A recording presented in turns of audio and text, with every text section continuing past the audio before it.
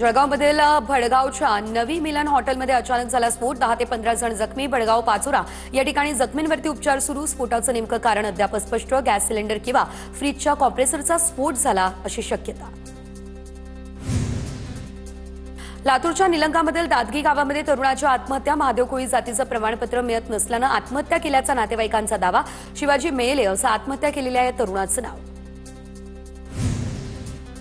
लातूरमध्ये महादेव कोळी जातीचं प्रमाणपत्र रखडलं, त्यामुळे युवकाची आत्महत्या। निलंगा उपजिल्हाधिकाऱ्यांवरती सदोष मनुष्यवधाचा गुन्हा दाखल करण्याच्या मागणीसाठी मृतदेह ताब्यात घेण्यास नातेवाईकांचा नकार।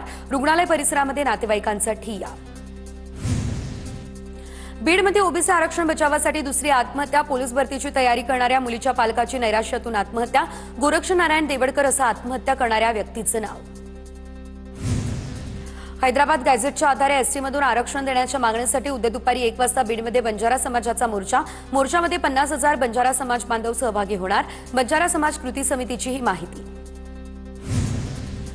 बीडमध्ये एसटी प्रवर्गातून आरक्षणासाठी बंजारा पाठोपाठ वंजारी समाजही आक्रमक। तर हैदराबाद गॅझेट लागू करून एसटी प्रवर्गामध्ये समावेश करा। बीडमधील जय भगवान महासंघाचे बाळासाहेब सानप यांची मागणी। मराठा समाजाच्या वतीने छत्रपती संभाजीनगरमधील क्रांती चौकात निदर्शनं। लक्ष्मण हाके यांनी मराठा समाजाबद्दल केलेल्या वक्तव्याच्या निषेधार्थ जोडे मारो आंदोलन।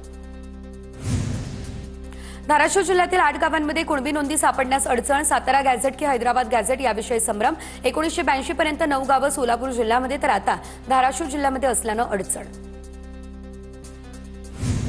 अमरावतीच्या बेलुरा या गावामध्ये 18 तारखेला शेतकरी शेतमजूर महिला सभेचं आयोजन। भारतीय किसान युनियनचे राजेश टिकेट, अशोक ढवळे आणि विजय जावंदिया, महादेव जानकर, अजित नवले, आमदार कैलास पाटील राहणार उपस्थित।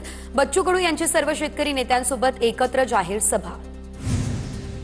अकोल्यात भारत पाकिस्तान क्रिकेट सामना विरोधात शिवसेना ठाकरे गटाच्या महिला आघाडीचे माझा देश माझा कुंकू हे आंदोलन। आंदोलनावेळी ठाकरे गटाच्या महिला कार्यकर्त्यांनी केंद्र सरकार विरोधात केली जोरदार घोषणाबाजी। भारत पाकिस्तान सामन्यावरती नांदेडमधील शिवसेना ठाकरे गटाच्या महिला आक्रमक। ठाकरे गटाच्या महिला आघाडीकडून अण्णाभाऊ साठे चौकात केंद्र सरकारचा निषेध करत आंदोलन। गोंदियाच्या नवेगाव बांधमध्ये ठाकरेंच्या शिवसेनेचं आंदोलन। भारत पाकिस्तान क्रिकेट सामन्याचा निषेध नोंदवत माझं कुंकू माझा देश हे आंदोलन। नाशिकमधील मराठा विद्या प्रसारक संस्थेच्या वार्षिक सभेमध्ये राडा। संस्थेच्या खासगी विद्यापीठाच्या मुद्द्यावरून सत्ताधारी आणि विरोधकांमध्ये गोंधळ। सत्ताधारी आणि विरोधकांमध्ये थेट व्यासपीठावर धक्काबुक्की। नाशिकमधल्या मालेगावात गुंडांकडून एका कुटुंबावर जीवघेणा हल्ला। मारहाणीमध्ये एका महिलेसह 3 जण गंभीर जखमी। सावकाराच्या गुंडांनी मारहाण केल्याचा कुटुंबियांचा आरोप। जळगावच्या बिलवाडीमध्ये जुन्या वादातून 2 कुटुंबांमध्ये हाणामारीमध्ये एकाचा मृत्यू झाल्याचा कुटुंबाचा आरोप। घटनेमध्ये दोन्ही कुटुंबातील 11 जण जखमी। जखमींवरती जळगावच्या शासकीय रुग्णालयामध्ये उपचार सुरू। मुसळधार पावसामुळे अहिल्यानगरच्या नेवासा तालुक्यातील वडे नाले ओसंडून वाहत आहेत, तर चिलेखनवाडी, वडुले, नांदूर, शिकारी गावाला देखील नदी नाले तुडुंब। एका कार चालकाची गाडी पाण्यात वाहून गेली। सुदैवानं चालकाचे प्राण वाचले। अहिल्यानगरमधल्या शहर टाकळी या गावातून जाणारी ढोरा नदी ओव्हरफ्लो, तर पाण्यात अडकलेली दुचाकी बाहेर काढण्यासाठी तरुणांची चांगलीच कसरत।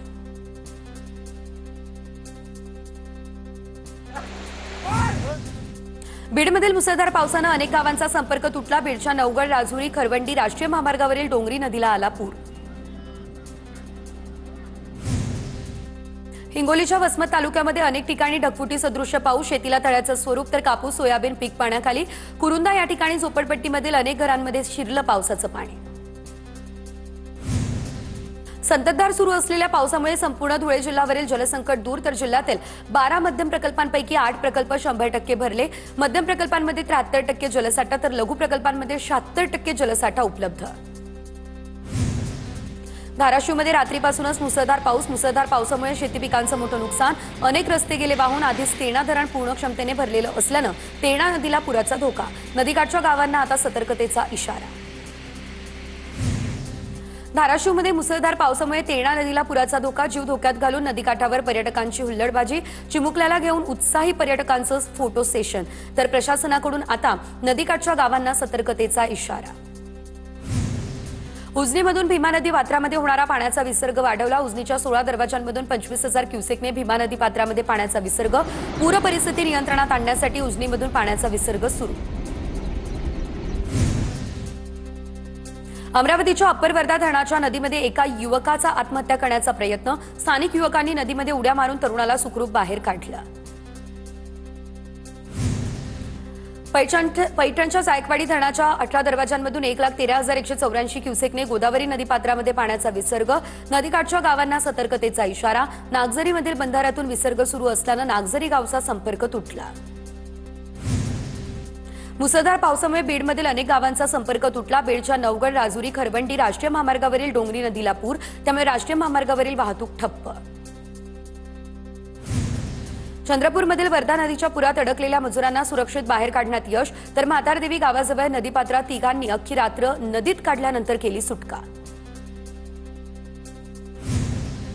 जालन्यात नालेवाडी परिसरामध्ये मुसळधार पावसाची हजेरी। मुसळधार पावसामुळे शेताला तलावाचं स्वरूप, मांगणी नदीला पूर, त्यामुळे जालन्यामध्ये आदिवासी कुटुंब नदीत अडकलं। कुटुंबाला बाहेर काढण्याचे शर्थीचे प्रयत्न सुरू।